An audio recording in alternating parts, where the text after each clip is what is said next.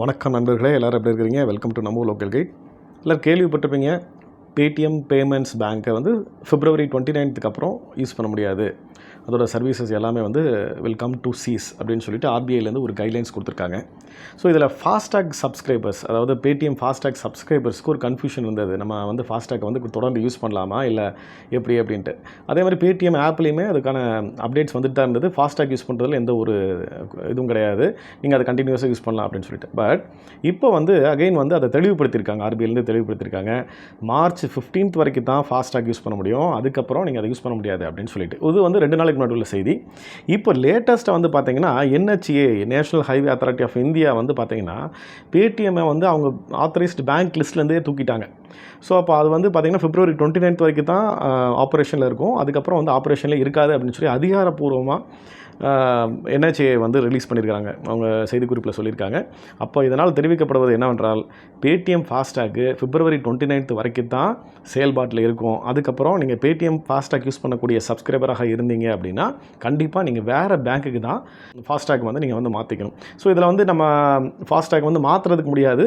Paytm FASTag use பண்ணிட்டு இருந்தீங்கன்னா அதை க்ளோஸ் பண்ணிவிட்டு நீங்கள் வேறு ஃப்ரெஷ்ஷாக தான் நீங்கள் வந்து ஃபாஸ்டாக் வந்து வேறு பேங்க்கில் வாங்கிக்க முடியும். ஸோ எந்தெந்த பேங்க்ஸ்லலாம் நீங்கள் வந்து ஃபாஸ்டாக் வாங்கிக்கலாம் அப்படின்னு சொல்லி NHA வந்து லிஸ்ட் கொடுத்துருக்காங்க. இதில் நமக்கு மிகவும் பரிச்சயமான HDFC, ICICI, IDBI, IDFC, KVB, அதே மாதிரி கோட்டாக் மஹேந்திரா, SBI, பஞ்சாப் நேஷ்னல் பேங்க்கு, இதெல்லாம் இருக்குது. யூனியன் பேங்க் ஆஃப் இந்தியா, இதெல்லாம் இருக்குது. ஸோ இது வந்து நீங்கள் இந்த பேங்க்ஸ்லேருந்து ஃபாஸ்டாக் வாங்கி யூஸ் பண்ணிக்கலாம். இந்த வீடியோவில் பேடிஎம் ஃபாஸ்டாக்கை க்ளோஸ் பண்ணுறது எப்படி அப்படிங்கிறத நம்ம பார்க்கலாம். வாங்க பார்க்கலாம்.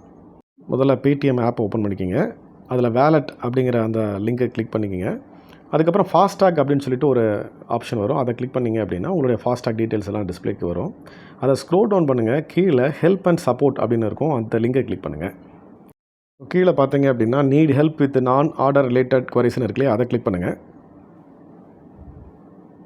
அதை கிளிக் பண்ணோன்னே இந்த மாதிரி ஒரு மெசேஜ் பாப்பப் ஆகும், கண்டினியூஸாக ஒரு இந்த மாதிரி மெசேஜஸ் வரும். அதுக்கு லாஸ்ட் இருக்குது பாருங்கள், queries related to updating FASTag profile, அதை கிளிக் பண்ணுங்கள். அதில் 3வது இருக்குது பார்த்தீங்களா, I want to close my FASTag, அதை கிளிக் பண்ணுங்கள். அதுக்கப்புறம் உங்களுடைய டீட்டெயில்ஸ் எல்லாம் வரும், உங்கள் ஃபாஸ்டாக் டீட்டெயில்ஸ், எத்தனை வச்சுருக்கீங்களோ அது எல்லாமே டீட்டெயில்ஸ் வரும். அதுக்கப்புறம் கேட்கும், நீங்கள் க்ளோஸ் பண்ணுறீங்களா, எஸ் ஆர் நோன்னு கேட்கும். எஸ்ஸை கிளிக் பண்ணுங்கள், உடனே வந்து க்ளோஸ் ஃபாஸ்டாக் அப்படின்னு வரும், அது கன்ஃபர்மேஷன் கேட்கும். கொடுத்த உடனே உங்களுக்கு இமீடியட்டாக ஒரு மெசேஜ் வந்துடும். மெசேஜ் வந்ததுக்கப்புறம் பேடிஎம் ஆப்பில் உங்கள் ஃபாஸ்டாக் டீட்டெயில்ஸ் நீங்கள் செக் பண்ணிக்கலாம். எனக்கு ஆக்சுவலி இமீடியட்டாகவே க்ளோஸ் ஆகிடுச்சு. அப்புறம் அக்கௌண்ட்டில் அமௌண்ட் வந்து ரீஃபண்ட் பண்ணுறேன் அப்படின்னு சொல்லியிருக்காங்க, ஒரு 7 days ரீஃபண்ட் பண்ணுறதா சொல்லியிருக்காங்க. இது வரைக்கும் வரல. வந்துச்சு அப்படின்னா நான் வந்து கண்டிப்பாக டிஸ்கிரிப்ஷனில் அதை அப்டேட் பண்ணுறேன். I hope this video helps you. மீண்டும் ஒரு நல்ல பதிவில் உங்களை எல்லாம் வந்து சந்திக்கிறேன். அதுவரை உங்களிடமிருந்து விடைபெறுவது நம்ம லோக்கல் கிட்டுக்காக சதீஷ்குமார். நன்றி, வணக்கம்.